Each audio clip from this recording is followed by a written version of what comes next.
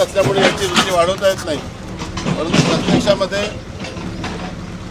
जितकं रस्ता रुंद होईल तितकं आपले ट्रक जाऊन धान हा शेतापासून घरापर्यंत नेण्याची व्यवस्था निर्माण होईल. त्यामुळे शेतकऱ्यांनी तुमची मालकी जरी शेतकऱ्यांची असेल परंतु त्यांच्या मालकीमध्ये कोणी गदा आणत नाही आहे. फक्त रस्ता झाल्यामुळे त्या शेतकऱ्यांना फायदा होईल, इतरांना फायदा होईल.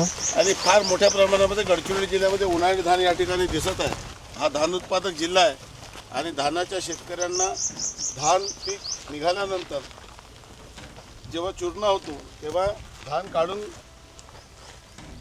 घरापर्यंत किंवा व्यापाऱ्यापर्यंत नेण्यासाठी गाडीची गरज पडते, यंत्रसामुग्रीची गरज पडते.